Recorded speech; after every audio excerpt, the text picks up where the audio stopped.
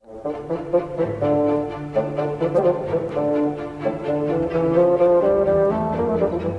present The Absence of Mr. Glass, adapted for radio by John Scotney, with Andrew Sachs as Father Brown, Olivier Pierre as Flambeau, and Bernard Archard as Dr. Orion Hood.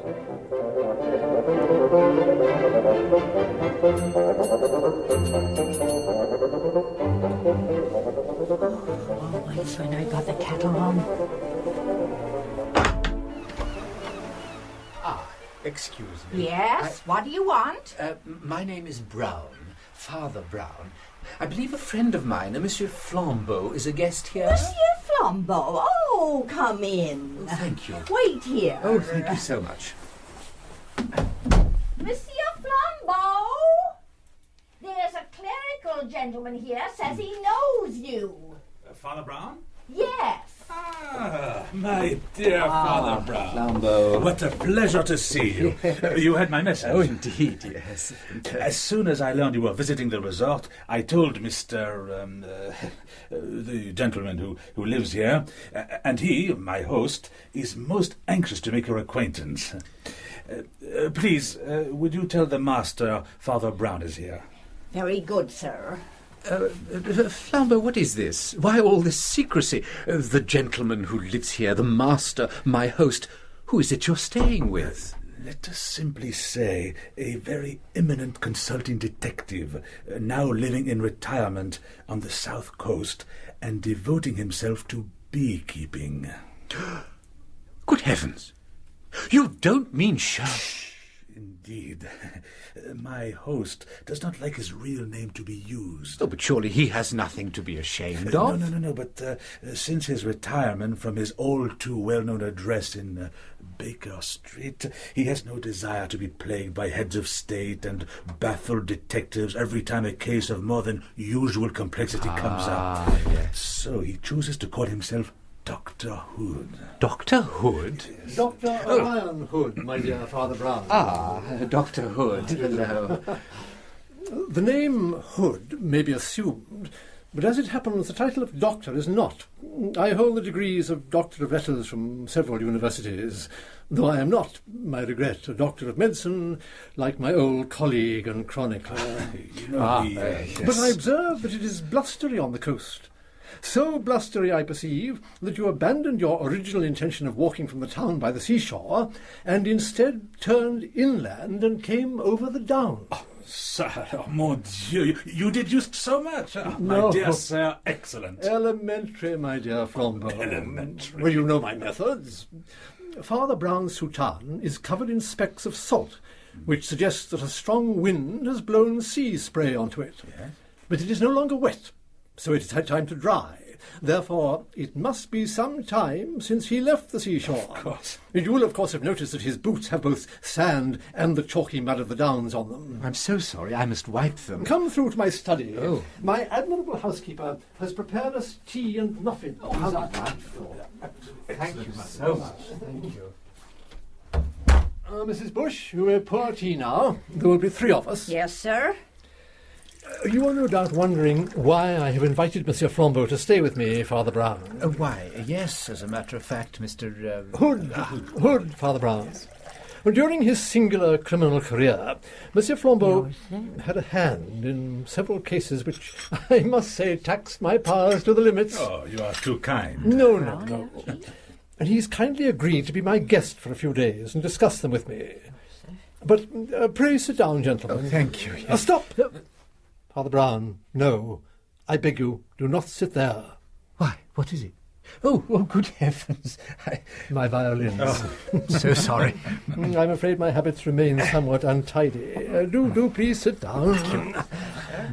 And if you would care to fill your pipe, I have some excellent Balkan tobacco somewhere. Where did I put it? It's in a slipper, a Persian slipper. It's stuck to the mantelpiece with a knife, sir. Oh, yes, of course, thank you.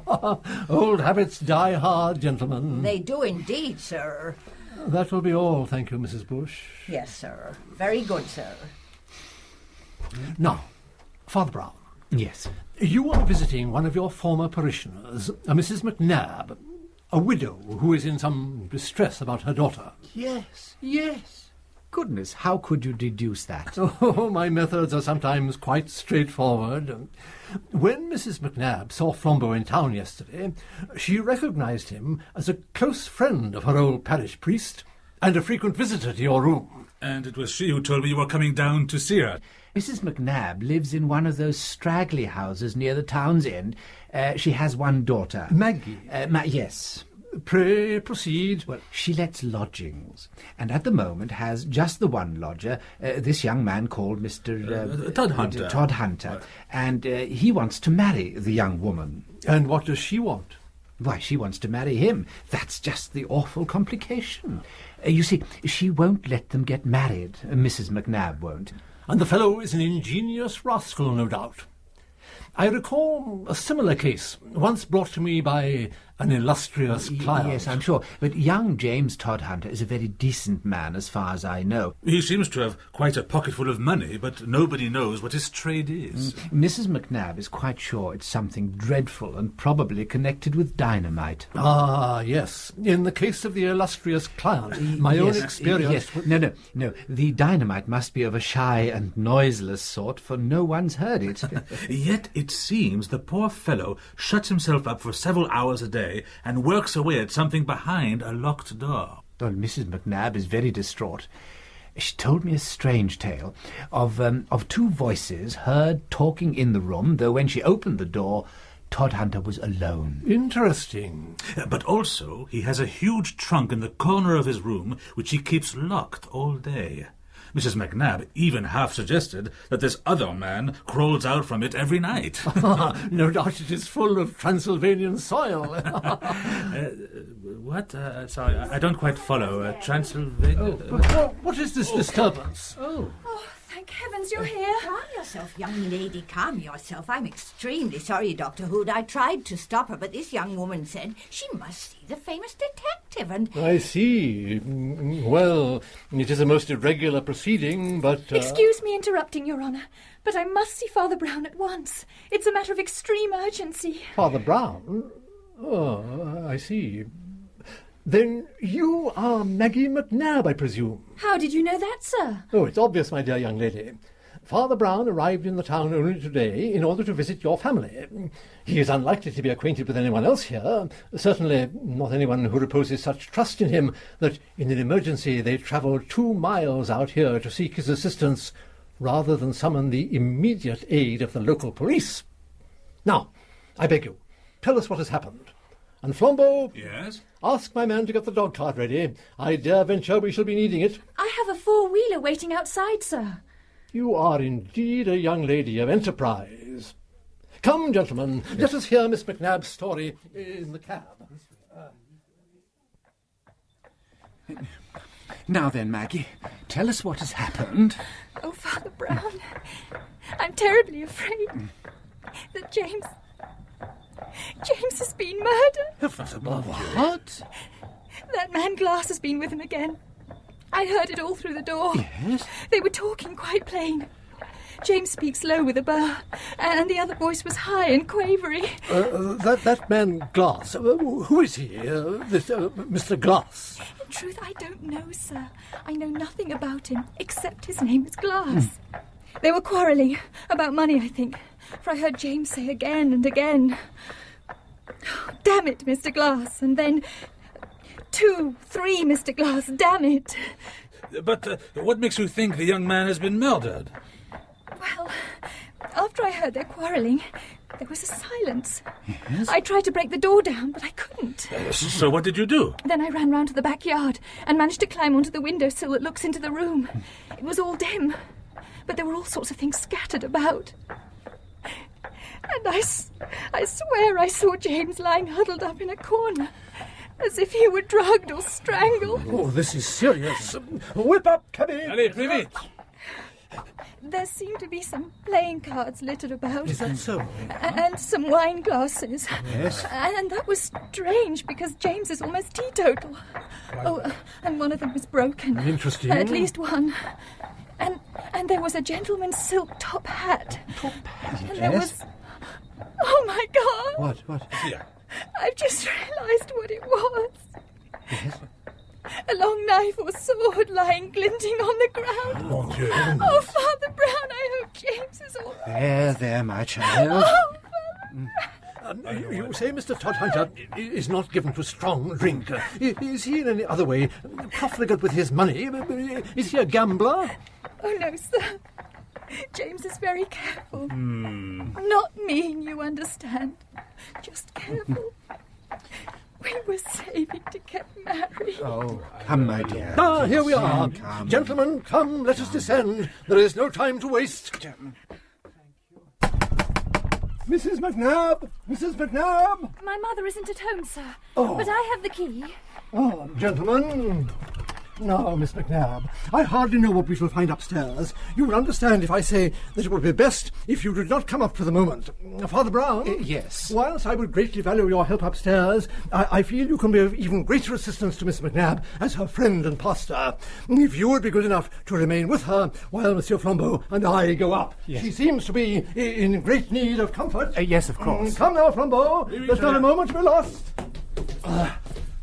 There. That must be the one. It's the only shut door of any of the rooms that face the garden. Monsieur Flambeau, you are a little more burly than Miss McNabb. Do you think you could break it down? Oh, I should be able to. Oh, it's stronger than I thought. Oh, here, let me try again. Voilà, ça y est. This way.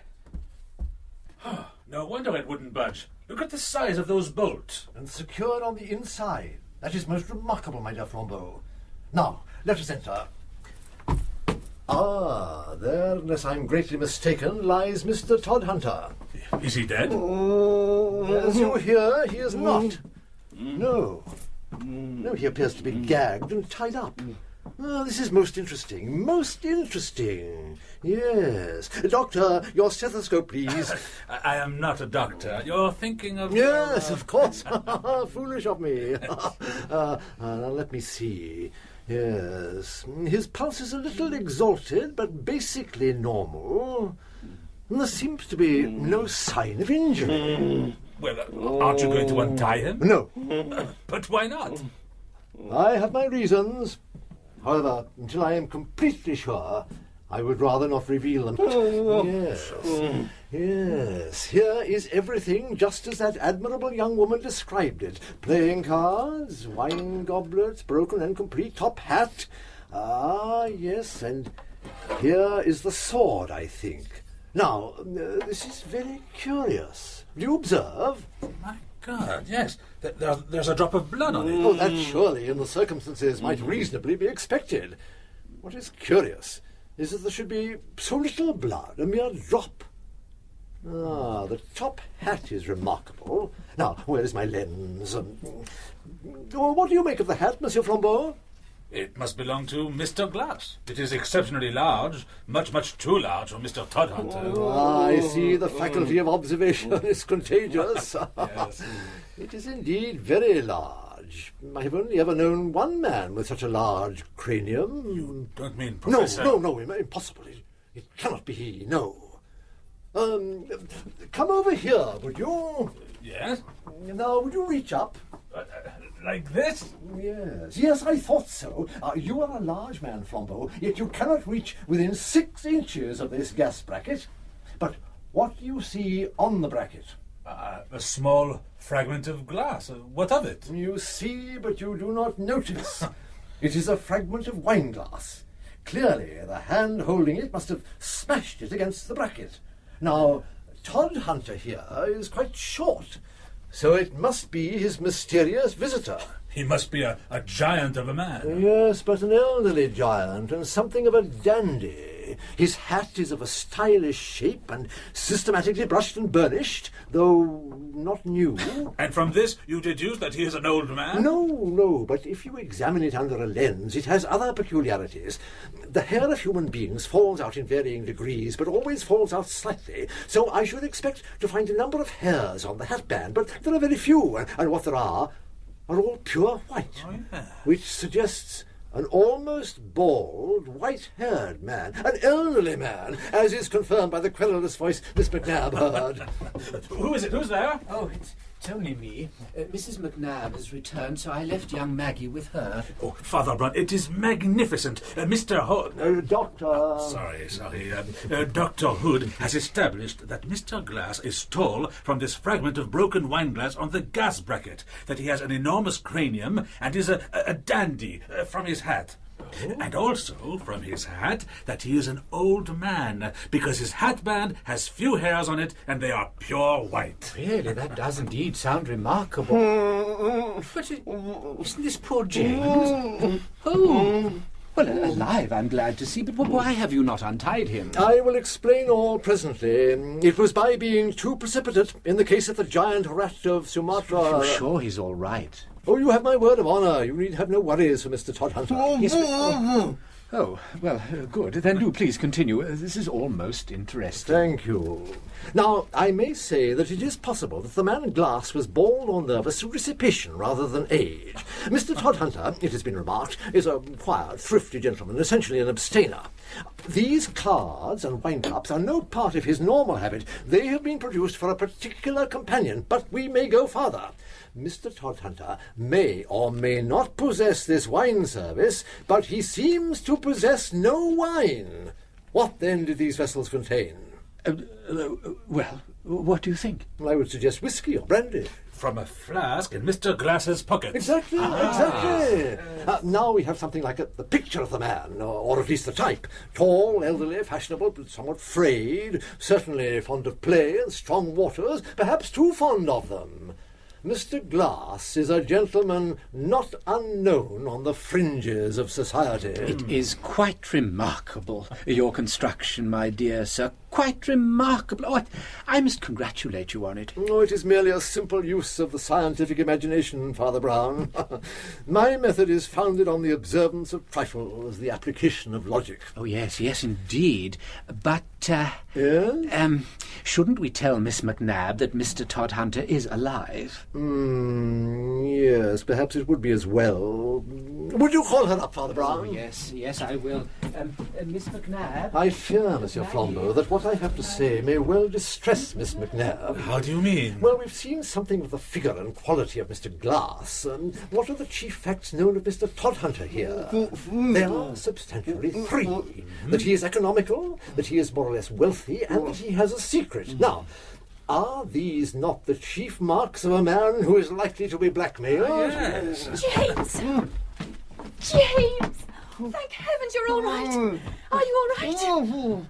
Why is James tied up? There are sufficient reasons. Father Brown, why is James still tied up? Yes, Dr. Hood, why is he still tied up? Patience, my dear lady, patience. I was just explaining, Father Brown, that Mr. Todhunter is just the kind of man who is likely to be blackmailed. Blackmailed? Now, is it not equally obvious to the trained mind that the faded finery, the profligate habits, and the shrill irritation of Mr. Glass are the unmistakable marks of the kind of man who blackmails?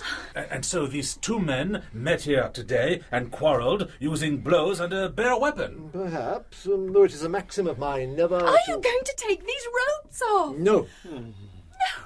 I think those ropes will do very well till your friends the police bring the handcuffs. What do you mean? Because you find Mr. Todhunter tied up, you all jump to the conclusion that Mr. Glass had tied him up, and then, I suppose, escaped. Well, there are 4 objections to this. I shall be very interested to hear them. So should I. Very well, you shall. First, why should a gentleman as dressy as our friend Glass leave his hat behind if he left of his own free will? Second, how did he leave? How do you mean? The window is secured by iron bars. The door, as you discovered, Mr. Flambeau, was bolted from the inside very securely. Thirdly, this blade here has a tiny touch of blood at the point, but there is no wound on Mr. Todhunter. Mr. Glass took that wound away with him. He took it away with him? Dead or alive, Miss McNabb. Consider, is it not much more likely that the blackmailed person would try to kill his incubus rather than that the blackmailer would try to kill the goose that lays his golden eggs? Here I think we have a pretty common story. Todhunter was being blackmailed and... Yes, but the ropes. Ah, the ropes. I have looked at all the knots on Mr. Todhunter. You will recall, my dear Flambeau, it was the first thing I did upon entering the room. Yes? Well, I have made quite a study of knots. I've even written a small monograph on the subject. Come. I suspected something of the sort the moment I realised the door was bolted from the inside. Every one of these knots Mr. Todhunter made himself, and each is so designed that he might loosen it himself. You are a formidable antagonist, Mr. Todhunter, a man of singular ingenuity. You mean that... Yes, this whole affair of the ropes is a clever trick, a fake, to make us think him the victim of the struggle instead of the wretched Glass. Then where is Mr. Glass? Well, I do not wish to distress you, Miss McNair, but your mother may not have been far off the mark when she attributed a sinister value to that extremely large trunk in the corner. I suspect that if we were able to obtain the keys to it, we would find... Say it again, please. What? Do you mean that those knots are tied by Mr. Todhunter? Yes. And that they're tied in such a way that it is intended that he should be able also to untie them himself? Precisely. That is what I mean.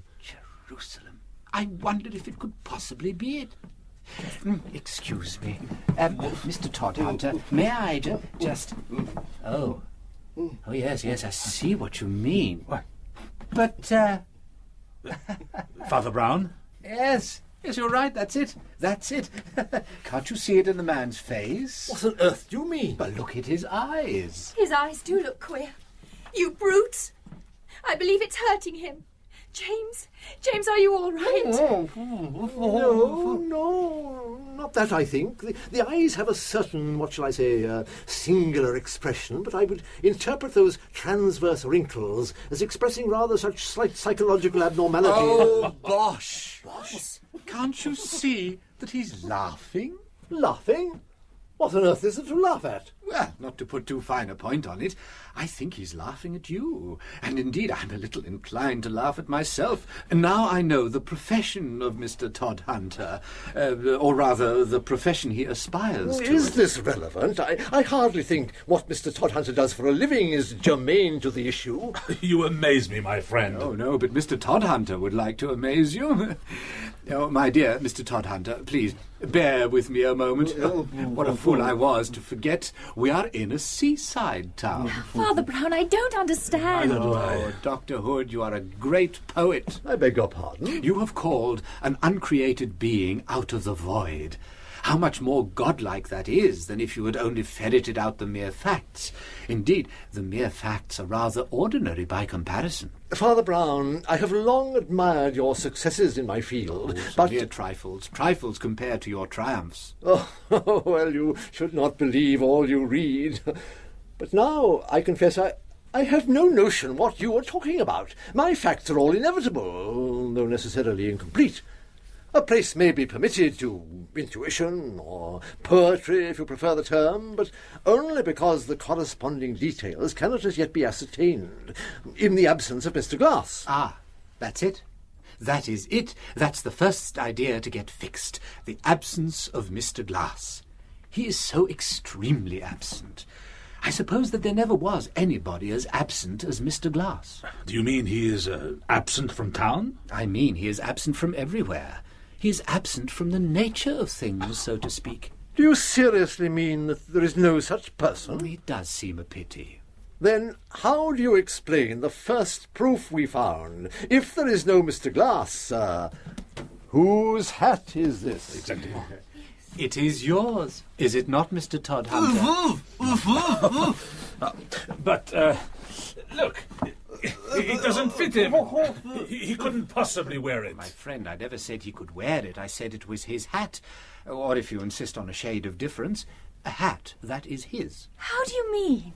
Well, Maggie, if you go to a hatter's shop, you'll see lots of hats that belong to the hatter, but none of them his hat. But the hatter can get money out of his stock of new hats. What could Mr. Todhunter get out of his exceptionally large old hat? Rabbits. Rabbits? White rabbits. Yes. The hat has few traces of hair, not because Mr. Glass is bald, but because it has never been worn. If you were to examine those white hairs you saw under a microscope, Dr. Hood, you would find they are not human, but rabbit, lost while the white rabbit was being pulled out of the hat. And yes, it's the same with the sword. Mr. Todhunter has no wound on him, but he has a slight wound inside him. Yes, which, to judge from the expression on his face, is not a serious one. And the cards? Are for card tricks.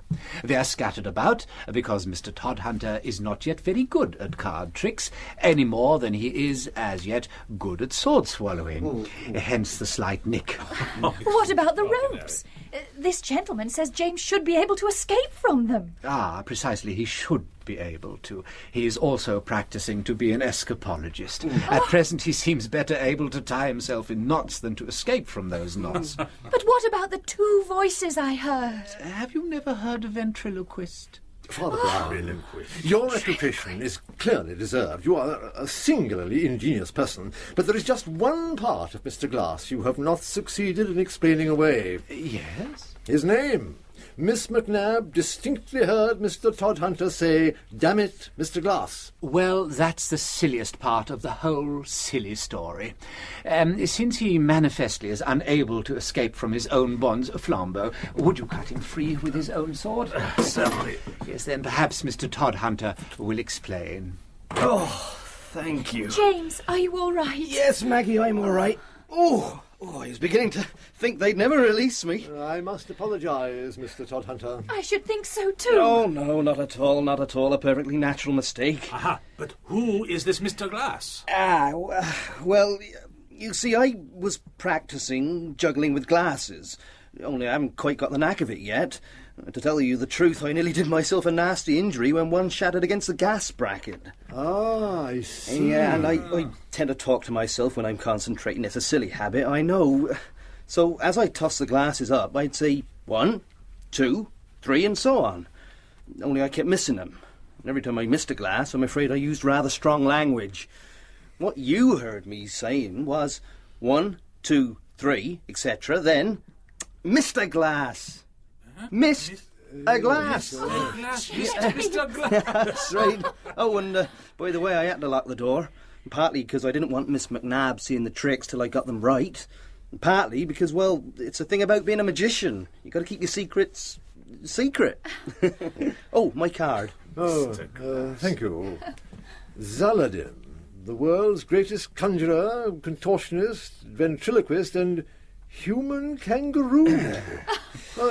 You will be appearing next month at the Empire Pavilion. You are Zaladin, the world's greatest conjurer, etc. Yeah, well, I know it's coming on a bit strong, sir, but that's the nature of these things, you know. The truth is, gentlemen, I've just been left a bit of money and took the opportunity to get started in the business. All that world's greatest stuff, well, I'm afraid I rather overestimated my powers. Oh, my You dear are not James. the only person to have done that, Mr. Todhunter. I thought I had schooled myself to believe only the empirical evidence of my eyes, for which reason I am obliged to tell you, Father Brown, yes. I cannot believe in a deity. Oh. And yet, I confess, I believed the whole romantic fantasy I had spun myself. How could that be? Well, you will excuse me for saying so, Dr. Hood, but I have often observed that when people cease to believe in God, they do not then, as one might expect, believe in nothing. It is rather the case that they will believe in anything.